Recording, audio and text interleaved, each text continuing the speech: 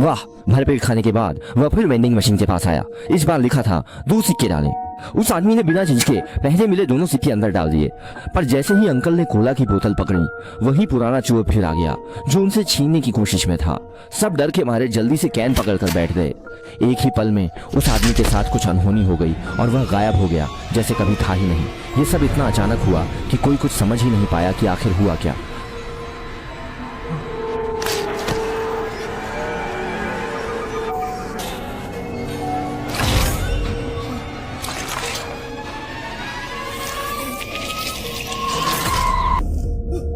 आदमी के गायब होने से ये अंकल डर गए। वेंडिंग मशीन ने लोगों को निगल लिया था और आदमी से पूरी तरह निगलते ही उसके कपड़ों के पास 3 लाल सिक्के दिखाई दिए।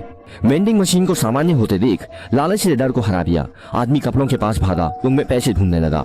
पैसे हाथ लगते ही उसके अंदर का शैतान पूरी तरह से आजाद हो गया। इसके बाद से उस आदमी ने हर दिन खूब खाना पीना शुरू कर दिया और पैसे के लिए लोगों को मारना भी शुरू कर दिया। अब हर दिन वह बस खाने पीने और पैसे के लिए लोगों को मारने में ही लगा रहता था, जिससे उसकी एक भयानक आदत बन गई।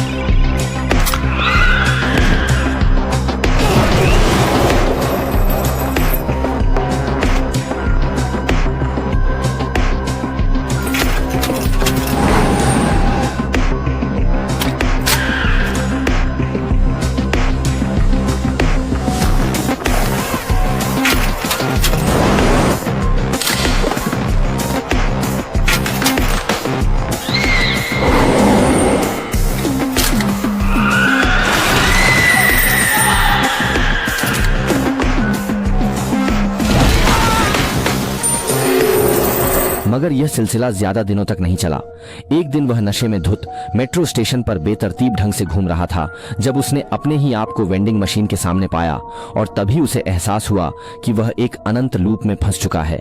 वह अपने पुराने रूप को आगाह नहीं करना चाहता था, लेकिन उसे जोर से उल्टी आई और उसके पुराने रूप ने कैन खोल लिया, जिसके बाद एक और लूप शुरू हो गया।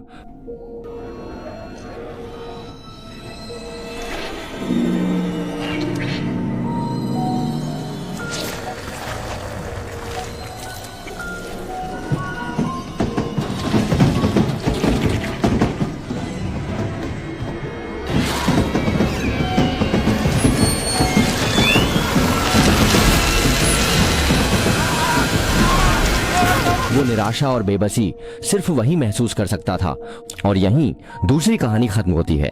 हालांकि इस कहानी का कोई सिर पैर नहीं था, लेकिन श्याओमेई को यह थोड़ी डरावनी लगी, तो उसने कुछ बदलाव कर इसे ऑनलाइन डाला, जिससे उसे तुरंत 10 लाख फॉलोअर्स मिल गए। सभी सहकर्मी श्याओमेई की सफलता का जश्न मना रहे थे। उसे सफल देख उसका प्रतिद्वंद्वी श्याओचेन गुस्से से आग बबूला हो रहा था। श्याओमेई की लोकप्रियता के लिए वह ग्वांगलियान मेट्रो स्टेशन पर लाइव आया। उसने जब हैंडल पकड़ा, उसे एक चिपचिपी चीज महसूस हुई जो बलगम जैसी खिलौनी थी। श्याओचेन ने उसे तुरंत पहुंच दिया और अगले दिन हाथ धोते हुए उसे अपने हाथ पर एक घाव दिखा। उसे लगा ये उसी चिपचिपी चीज की वजह से है, इसलिए वह तुरंत अस्पताल गया। डॉक्टर ने इसे मामूली बैक्टीरियल इन्फेक्शन बताया, दवा से ठीक हो जाएगा। यह सुन श्याओचेन को राहत हुई, पर घर जाते ही उसकी नाक से खून बहने लगा और हथेली पर छत्ते से छेद हो गए, जिससे वह बहुत डर गई। लिफ्ट के रुकते ही वह तुरंत शौचालय की ओर भागी।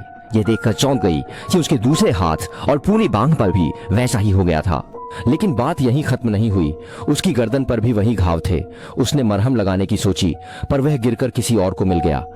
यह साफ तौर पर स्पष्ट था कि उसे किसी बड़ी साजिश में फंसाया गया था, ताकि वह अपने लक्ष्यों से भटक जाए और उसका सब कुछ बर्बाद हो जाए। यह एक गहरे षड्यंत्र का हिस्सा था, जिसमें उसे मोहरा बनाया जा रहा था।